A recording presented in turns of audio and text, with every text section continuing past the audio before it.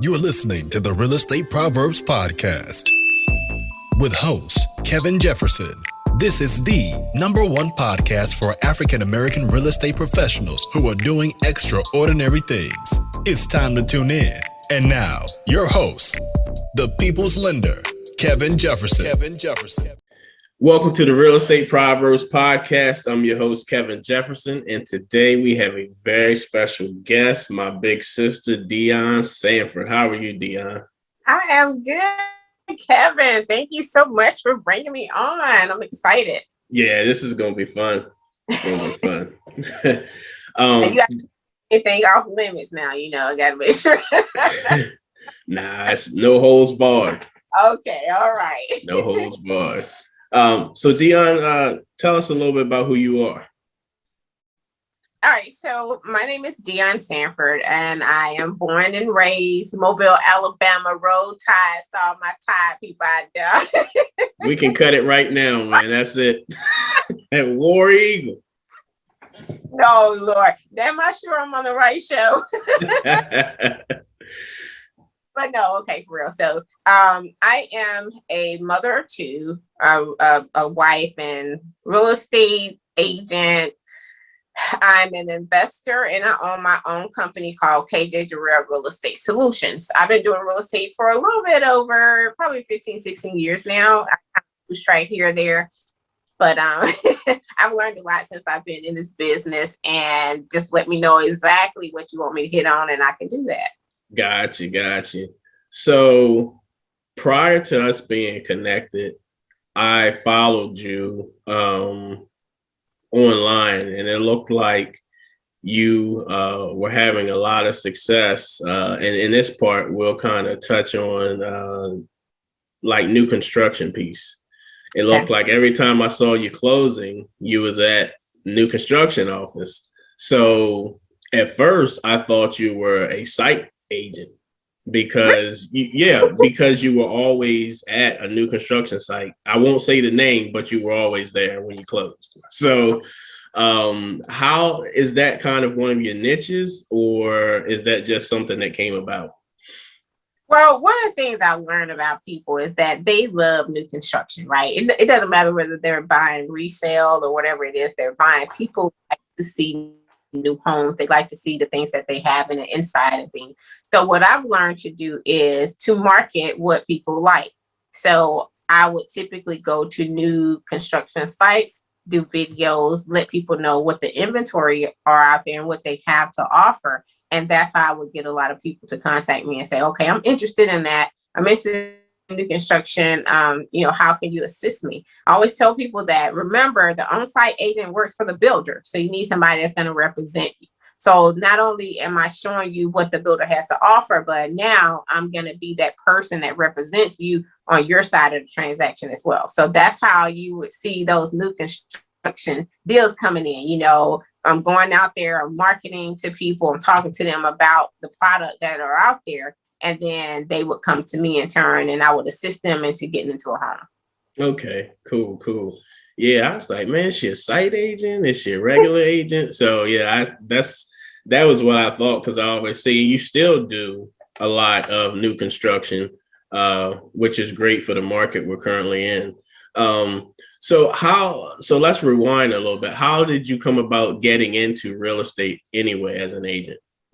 Well, okay. So originally when I went to first buy my first home, I was actually shot down, right? We couldn't qualify at the time, but just going out there and learning, how the process goes got me interested a little bit.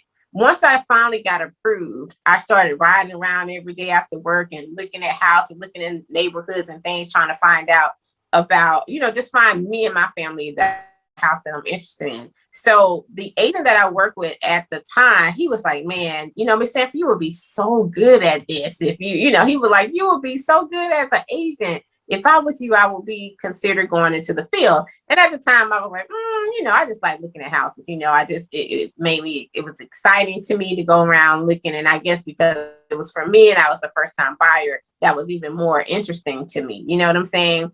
So after we finally closed on our house, maybe a year later, he reached out to me again, and he was like, Miss Sanford, I think you'd be good going into the business. And I was like, okay, well, I'll consider doing. He was even like, I would even pay for you to go to school. That's how you would be so good at going into this business.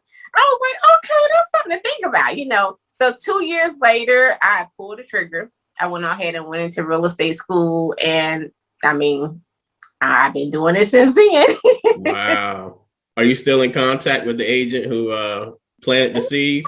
Oh my God, that is no. Okay, so I try to reach out to him. At first, we did stay in contact.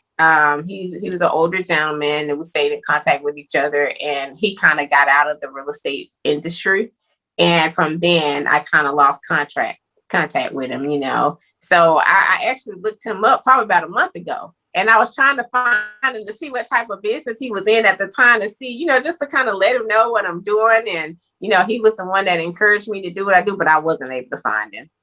Gotcha. So how was your first year in the real estate?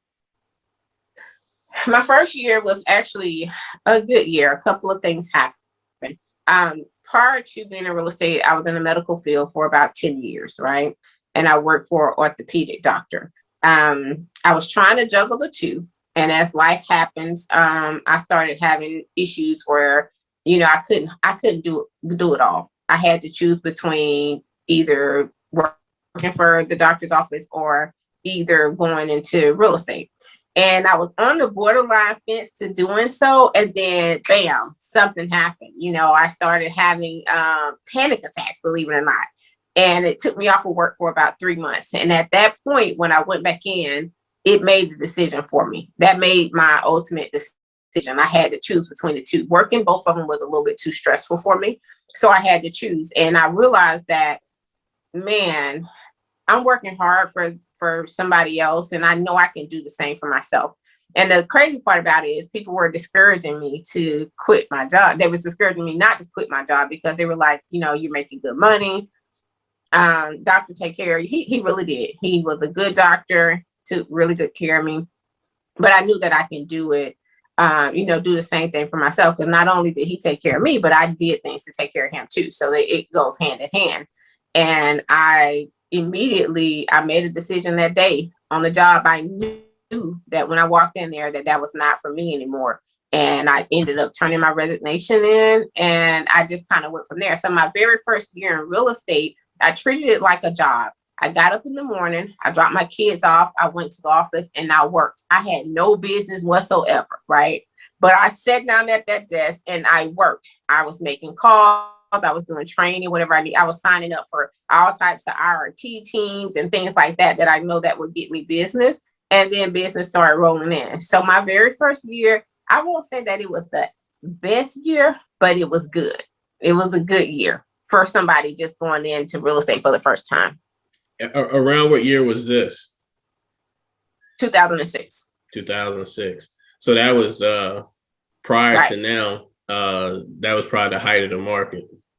Right. And that was right before the market decided to tumble. I was just getting good when the market decided to go downhill. So let's talk about that. So it's safe to say about 2 years into your real estate career, we all of a sudden see the Great Recession. Right. What was business like at that time?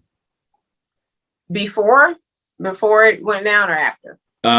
When it went down, like before, you know, after 2000, when 2008 hit and things started going in the opposite direction, how was business for you then?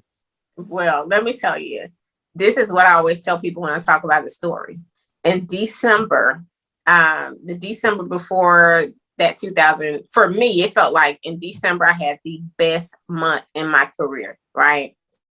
I've closed several deals where I had, within that month, I probably made about $30,000 to $40,000 in that 1 month, right? And that was in December. Now, things had started getting good for me that I was just spending, you know, how you spend and not saving kind of thing. So, you know, you got deals coming kind of thing. So that was me. So then here comes January hit. And it was like January hit and the bottom just dropped. Not that I wasn't getting deals or anything like that. I was still doing what I was doing, closing deals, but I wasn't making any money. The money started dwindling. I can remember closing a deal where I think I made about $500. That was the lowest deal I made out of a transaction.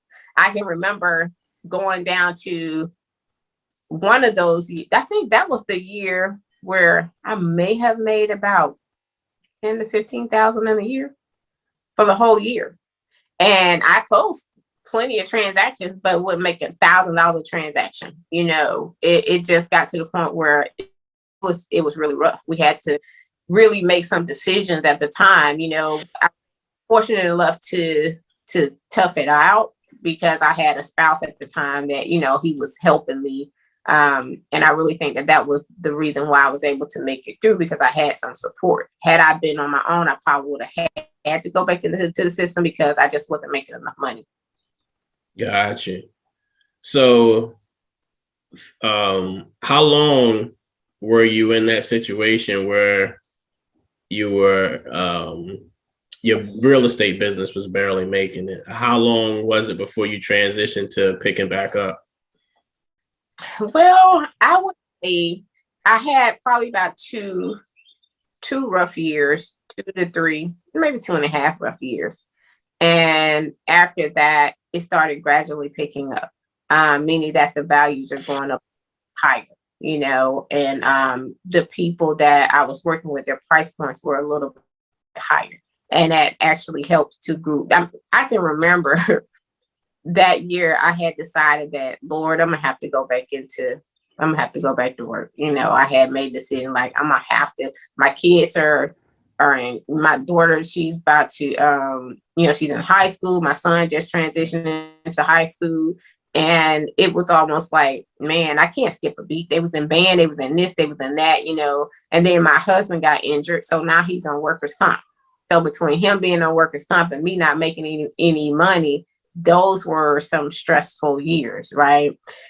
So I had to ultimately say, okay, well, you know what? I got to choose my family. I got to, because we're just not making enough money.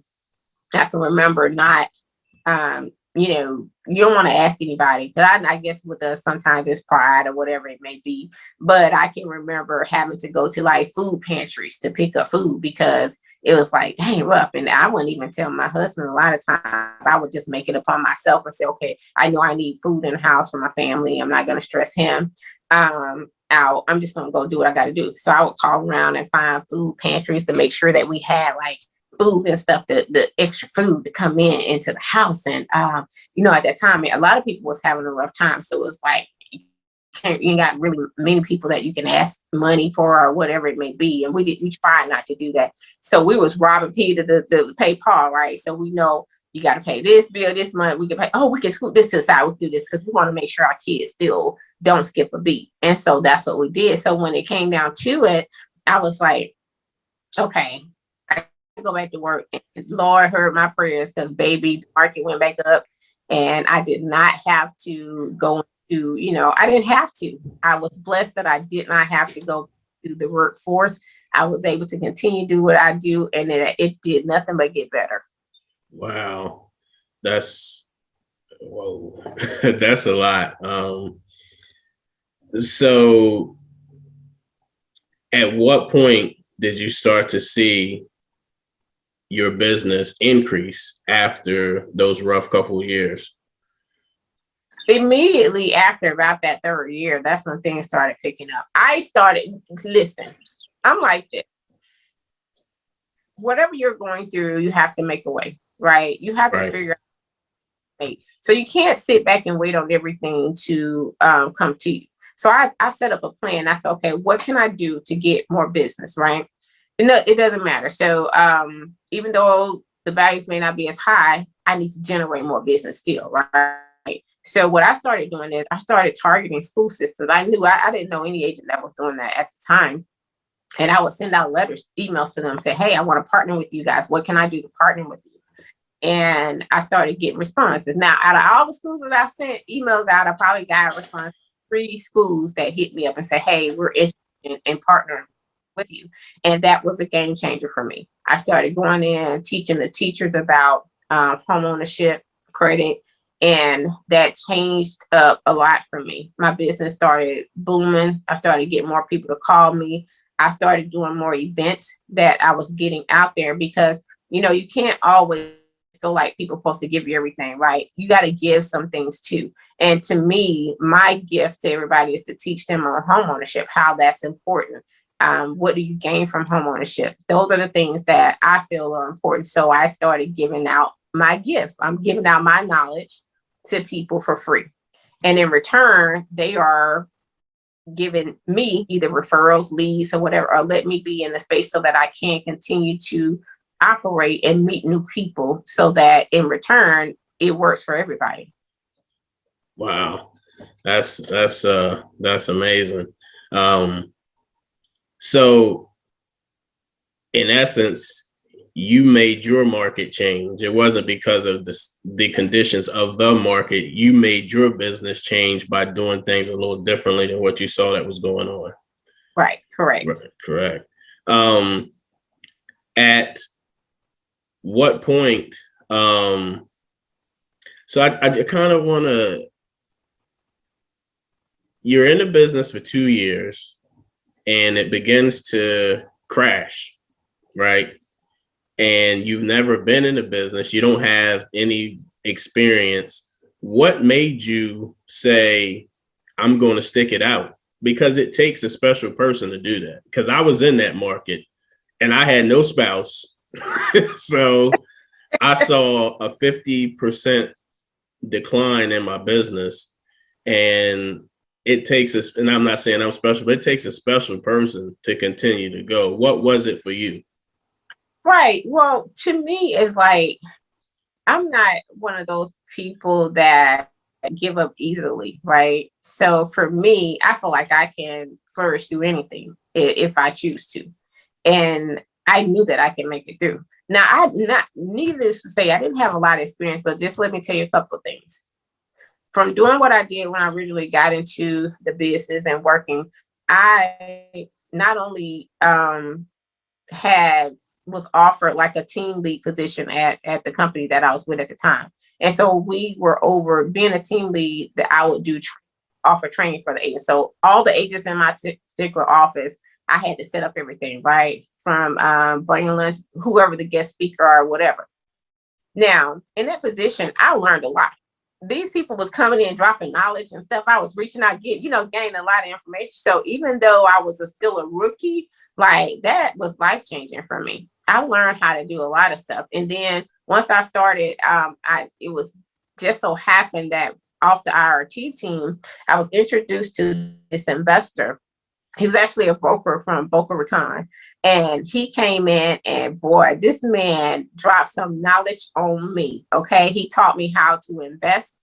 What are you looking for in investing things? So even though that was like in a 2-year period of time, trained me up for a lot of things, that drove me into the way that I am now. So I realized that I can be successful. I'm not going to give up. I'm going to keep on pushing. And so you have to make a decision on if that's what you're going to do. What are your steps? How are you going to push through? And that's what I do. I always internalize in my mind, right? Okay. You got to do this. You ain't doing this. You ain't doing this. So if I hadn't did A through C, right? And I'm going to give up without doing A through C, then that's a disjustice to me and that's a disjustice to my family. So I'm not going to do that. I'm going to keep on pushing through so I can make it. Most people don't have things just given to them. You have to work for what you get. And why would I go and make a decision to go work for somebody else if I haven't given my all to work for myself? So that was my push through. I knew I was going to make it through it. Like I said, it came out to that last little bit. I was like, oh, I was on the window. But once I buckled down and I was like, okay, you got a plan in place. This is what you're going to do. You got to execute your plan. Let's see what you can do before you decide that you were going to do that. And it just actually worked out for me. Gotcha. So, at what point in your career did you decide to get into the investing side? So So when I met the guy, Mike, I ain't gonna say his last name, but when I met the guy, Mike, he introduced, and so Mike introduced me to this Greek guy, and he came in and he wanted to. So I got these big time investors, no limit, right? They had no limit in funding or whatever. So even though the market was down, what did we do? We were going out there killing it. So I was making like the one guy, he was buying like he almost bought a bad subdivision where it was a builder that was in there, had these properties, and all the properties were new construction, but he wasn't getting anybody to go and buy them. And we went in and he bought those properties up. And I'm talking about he bought, man, cheap, $20,000 for these properties. They already pretty much was already finished. You know, it was amazing to me. And I was seeing the money, right? We did a flip and I went out there and found the property. He just basically told me what he was looking for. I started digging, found the property. He said, now I need a contractor. I started calling around, find everything that he asked me that he needed. I was the resource and I provided that information. So once he did the first flip and I seen how much money they made, I was like, wow, this is crazy. You can make this kind of money out there. He was like, and he's from Florida coming to Georgia and investing. He's like, Dionne, you can do anything you want to do. But see, at the time, I didn't have the funds, of course, right? So he had the funds to fund the deal. I didn't know anything about hard money. I didn't know any of that stuff at the time. So I was just amazed that he can make the type of money that he made. And at that point, I knew that was going to be my direction, because I was like, oh, this guy's killing the game. We closed a lot of deals. And I seen his check. And I'm like, oh, this man is really doing it. You know, he's really doing it. So he was my inspiration to get into investing. Wow. So I know that when I interview with agents, a lot of them say they get into real estate because they want to invest. Right. And they think that is the inside track. And then they come to find out it's two different worlds. Right. So besides, I guess your education came from actually working with the investors. That's what kind of educated you on how to do it. At what point did you start investing yourself, like with your own funds or just your deals? Well, okay, so I started getting a little bit more money coming in, right? And was able to put a little bit of money aside. And it just so happened that I go on this route. I had this route every day that I would take my kids to school every day. And I came across this one house I passed by. I said, well, you know what? This house is vacant. Every time we go, I said, you know, I'm going to try to find and see if I can research and find the owner. And the easiest luck it may be, I found the guy. And he was like, he wanted to sell. I was like, really? You know, so now I'm like, what to do next? What to do next?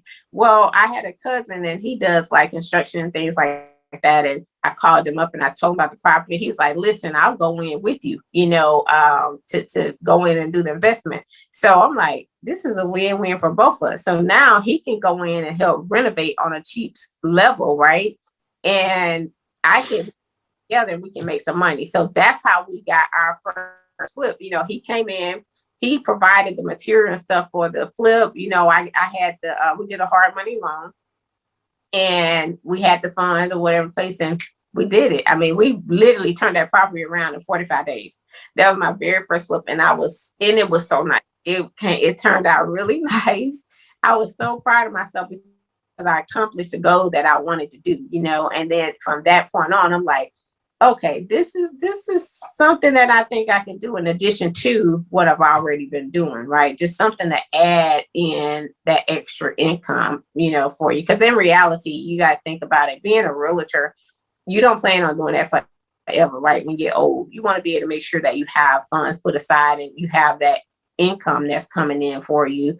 And doing renovations and even buying like an investment rental properties and things like that, that's something you got to think about long-term, you know, long-term investment. So that was one of the reasons why I got into it. And like I said, that was my first deal. So it was fun. I was able to see the project through, you know, we felt like we were doing some big things. What year was this? I think think that was 2014. I think it was 2014. 2014. Cool. So, so now that you've got the investing bug and the real estate bug, did that help your business grow because now you have more knowledge on the investing side? Right. So absolutely. Now I will say a lot of agents, they don't really know about investing, right? So that's one thing that you can target. If you are investor friendly agent, you can target those type of people, right? So that's one thing. And two, just being able to teach something like that, it helps for your business. So that's that. Fast forward to why I started KJ Gerald Real Estate Solutions. KJ Gerald Real Estate Solution is for investors or anybody who wants to become an investor, right? You want to know investment strategies. You want somebody to walk you through the process, and we help. What we do is we help you find unsecured funding, right? Unsecured funding is for those who don't have the money. We help connect you to hard money lenders if you need that additional. We help find properties for you. And that's, of course, that's part of the real estate thing.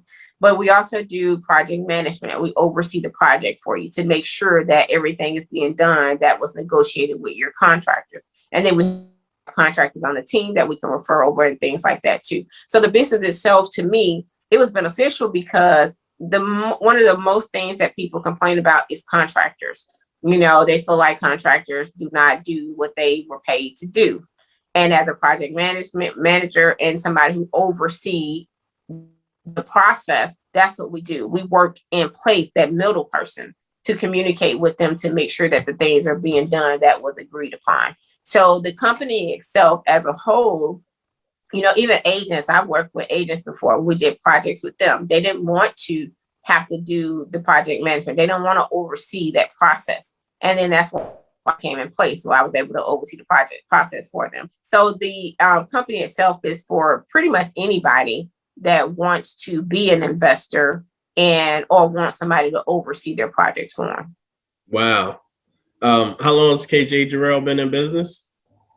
So technically, KJ Gerald been in business since I did my first investment property, which was 2000. Actually, no, I said 2014. It was actually 2013.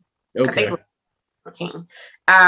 And so doing this part of the business, we've been doing this for a little over a year and a half now.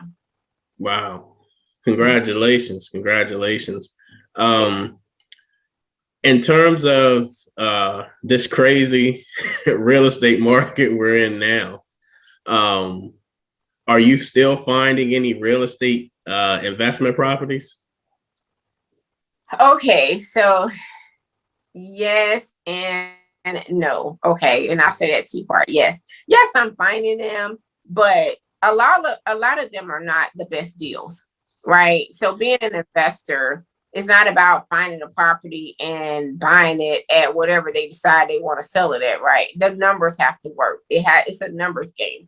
It has to make sense. So for me, if the numbers don't make sense, I can't buy it. If I'm not buying and holding or, something like that, which I'm not doing that right as of yet, I'm getting ready to, but just to do a flip for me, the numbers have to be to the point where I'm going to make a good return. And if I'm paying you over what is really valued because you think it's such an aggressive market, then I'm not going to do that. And I'm not going to recommend anybody to do that, right?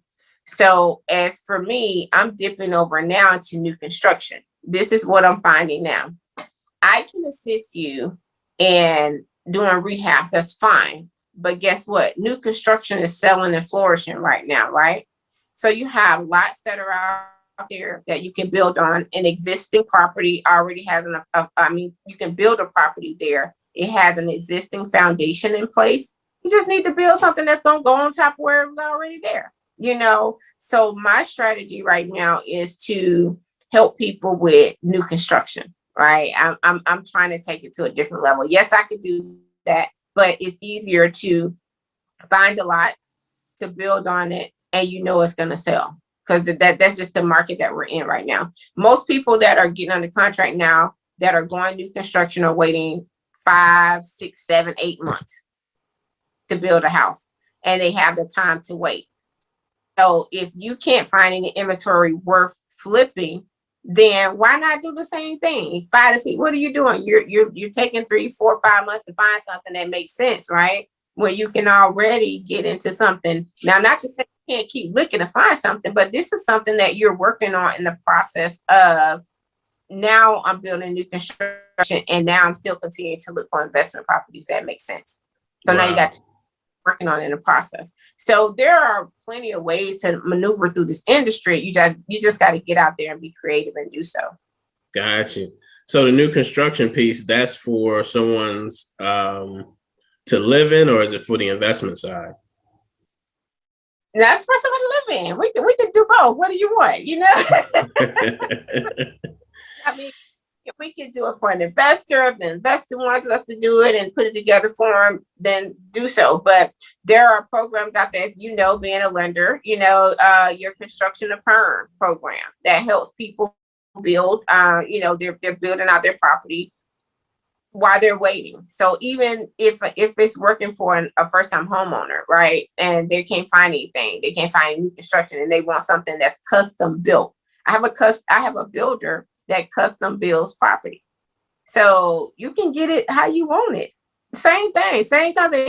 You'll go through the big builders and get it how they want it, right? Or you're gonna go through a smaller builder and get it how you want it. I mean, you have to choose which direction you want to go into. Wow, that's awesome.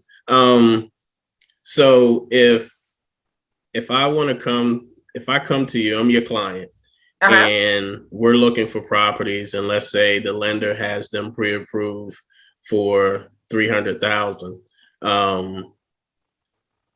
and I want to build, I can come to you and you can get me a package, so I don't have to go to Big Builder Bob. Correct. Okay. Now let's say this. I will throw this out there in the air. Big builders probably get a lot of their stuff a little bit cheaper because they're buying in bulk, right? But when with a smaller builder, maybe a little bit more expensive. So if I don't think that it's a doable deal, I will tell you. You know, if it's not doable, then it's just not doable. I mean, you're not going to get a new construction house on the basement and 6 bedrooms with land for you know, 200,000 or whatever it is, right? Because you got to remember, you got to buy the lot. The lot has to be paid for, and then you got to pay for the construction costs. So with that being said, you know, just be prepared that, you know, not only that construction costs, you got an architect too involved, because you want somebody who's going to design the property for you. So there's a couple of more things that you have to think about going into. If you decide to go that route, it's definitely doable, but just understand the cost of everything is going up. If you look at the new builders now, they're canceling out. Some of them are canceling out contracts just because the lumber prices are more expensive. So if they got it under contract 3 months ago for $320,000, they may terminate your contract, come back and say, okay, well, we can do it, but you're gonna pay me $350 because now my cost is going up. So that's just like a small builder too. So do not have it in your mind that you're gonna come and nitpick a small builder and feel like you're going to get things cheap because they're a small builder. Absolutely not. It's not going to happen that way. So just be prepared that if you want something custom built, it can be done, but the cost is still going to be, you know, an expense for everyone. Gotcha. I always, when I, you know, as an agent, I always thought that new construction was the way, only because you are now about to live into your vision as opposed to the vision that somebody else had put forth. Right. I sold resale, but if someone had the ability to do the new construction piece, I would push them to it. Yes, you have to wait, but in this market, I mean, I got people that's been waiting 6 months and still hadn't found anything. Exactly. Exactly. Yes. Yeah. So in transitioning, so we started off talking about, I thought the perception of you was you were a new construction site person, right? Right. And I know you're not a new construction site person, but you've transitioned to where you can help people get new construction and you're doing a construction piece. So that, I thought that was a great transition. in your business. Something else that you're doing that I'm seeing is you're growing your team. So evidently things must be going pretty good for you. Right. So absolutely. So, in this day and age, you have to change up a lot of things you're doing. So I had to change up my marketing strategy. Once I changed up my strategy, I started getting a lot more people. So in that terms, then you got to understand you can't do it all on your own. So it's time to start growing and benefiting. Now, I will tell you this. I transitioned over to a company called eXp Realty to hold my real estate license. And the reason that I did so is because the opportunity that they have is like it's crazy. It is really crazy. The company that I was with prior to that, when I transitioned over, I didn't have anything. I paid franchise fees. I paid, all these other expenses that comes along with your closing. But if you don't put aside money for yourself, you don't have anything transition over with, right? So with eXp, they offer, you have stock options. It's basically an agent-owned company, and it's a cloud-based company, right? So it's not a brick and mortar. You can work from anywhere, which is everybody's doing that anyway now, right? Especially with COVID. Everybody's working from home, and you want to be able to have a company that does so. They have phenomenal training there. But the biggest thing for me was the stock option and the agent own. Because I'm thinking, wow, wait a minute. So I'm an agent and I own a piece of the company too, right? So that was almost unheard of for me. I'm like, okay, so I'm earning a piece of this company at the same time, and I'm doing what I've already been doing in the first place. And then when you think about the revenue piece, like we used to have a thing called WAR. And I'm going to be honest with you. I had got so good with recruiting that at the last company, they were like, hey, here are your recruiting books when you go out and recruit, and we'll give you an extra bonus for just recruiting, because technically I wasn't a recruiter, but I was bringing people into the company. So I didn't have any problem with doing that. But what I got off of them was like a 1% or something like that. So I think the highest thing I received from was maybe $300 to $500 out of all those people I brought into the company, right? Wow. I thought that was crazy. So when I switched over, the biggest thing, I really didn't understand the revenue, but I did understand the stock portion. And I was like, I'm not going to do this forever. I got to retire, and I want to be able to retire with something. So I transitioned over to eXp for that reason. Once I learned about the revenue piece, I was like, oh, this is really beneficial. This is one thing I got to really build my team for, because for me, everybody when you have a culture of people who are all trying to get everybody to win, then everybody will win, right? So we are a team driven. We share everything.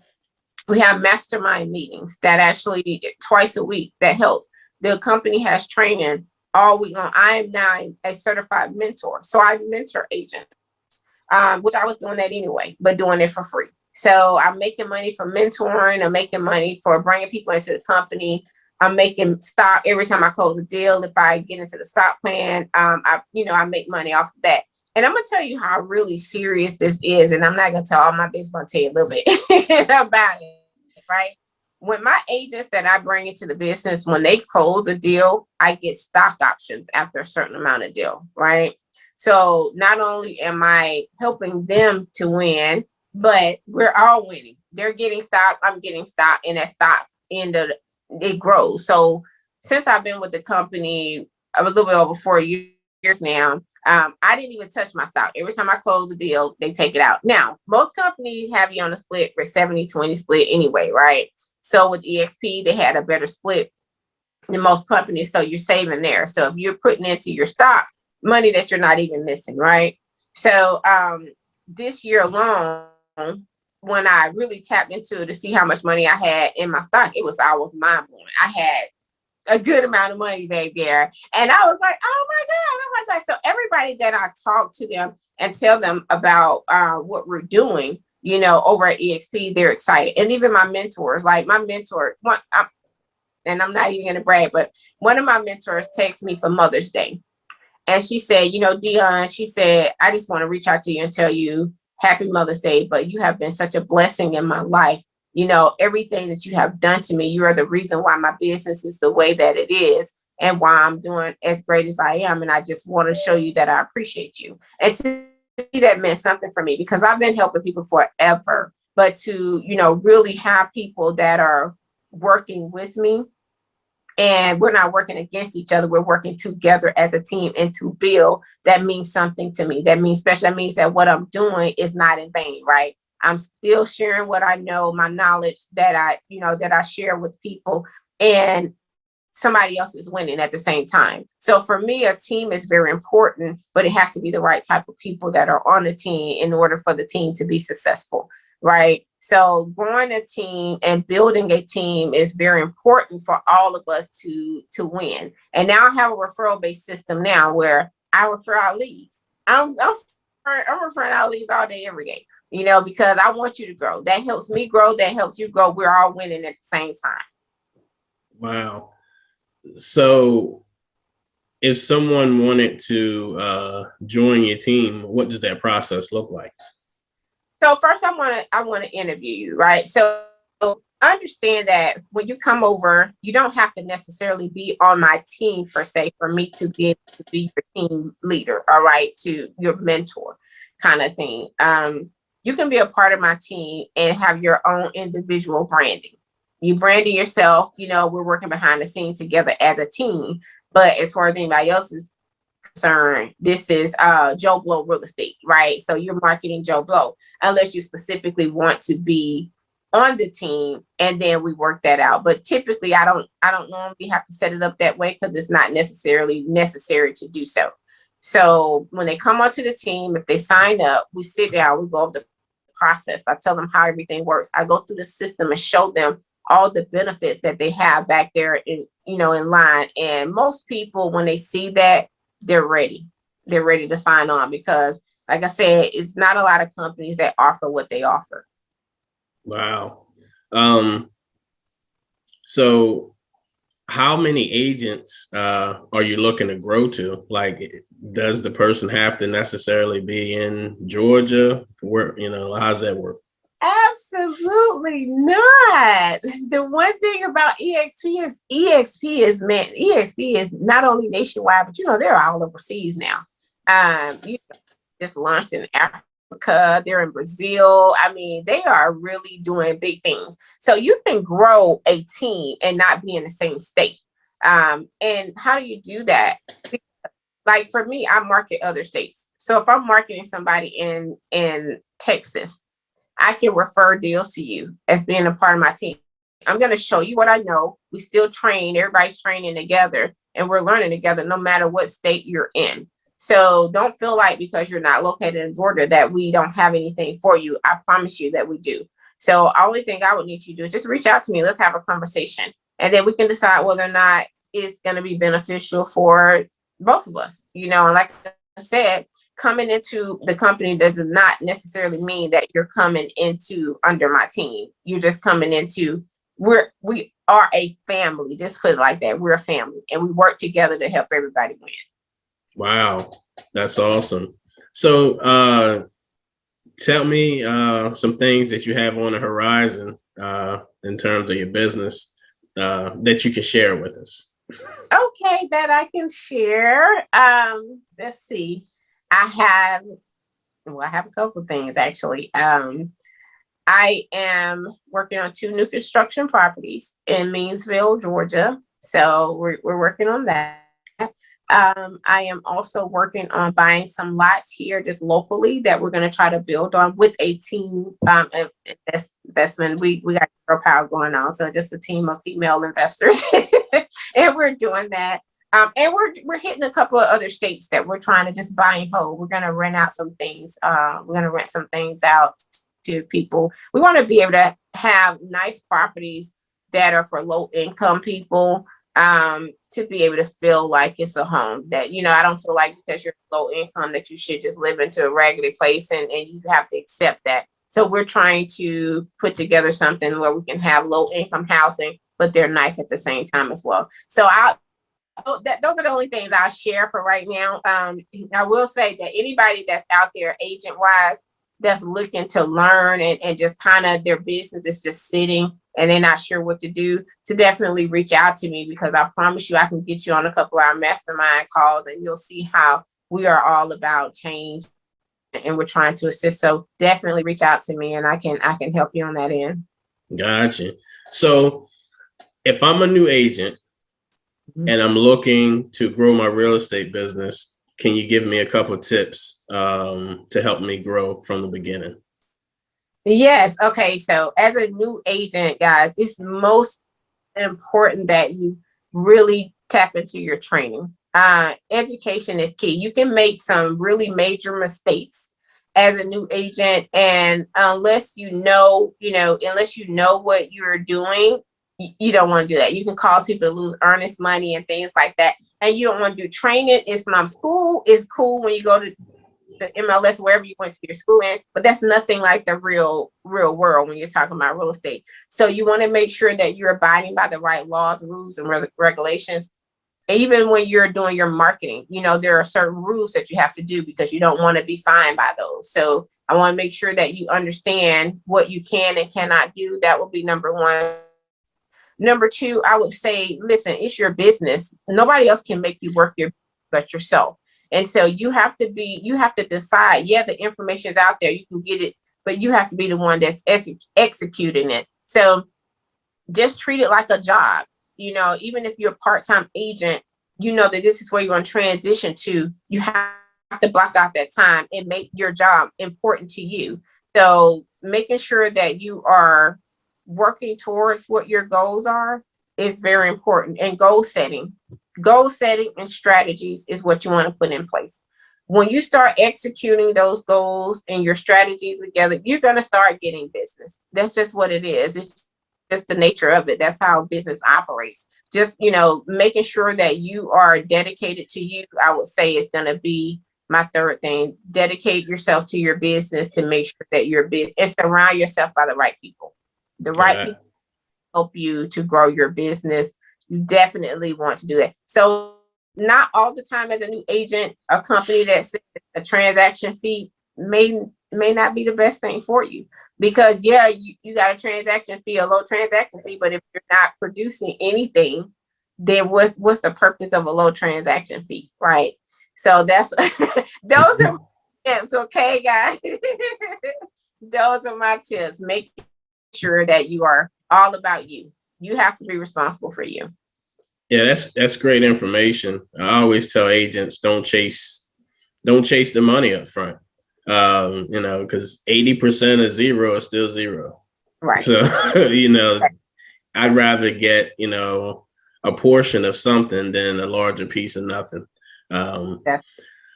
So for anyone who wants to reach out to you via social media, how can they reach you? Okay, so I am on, I got two things. Oh, we didn't talk about, okay, so one, you can find me on the Dionne's Real Estate Journey. That's going to be my Facebook page that you can go into and you can locate me. I'm on Instagram under One Real Estate Queen. You can find me on Instagram, and then on YouTube, One Real Estate Queen. Mostly everything's going to be under One Real Estate Queen, except for my Facebook page. Gotcha. And before we go, we didn't touch on, tell us how to find your podcast. Yes. So, okay. Two things I'm gonna shout out. One, I have a group called Powerhouse of Women. Been doing educational pieces for a long time. So check us out. Find Powerhouse of Women under Facebook.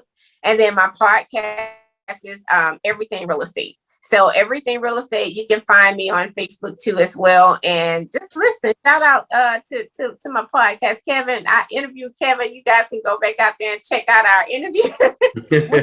We first got started, so it may not be the best. That's awesome. Awesome. Well, Dionne, thanks for your time. I'm sure you got a million houses to show this evening, or at least lead generating today. Thanks for listening to the Real Estate Proverbs podcast. I'm your host, Kevin Jefferson. If you think that this would be a valuable podcast for someone to listen to, definitely subscribe, comment, and share. We appreciate you and have a great day. Thank you. If you like this podcast, please like, subscribe, share, and comment. And I'm your host, Kevin Jefferson. Have a great day.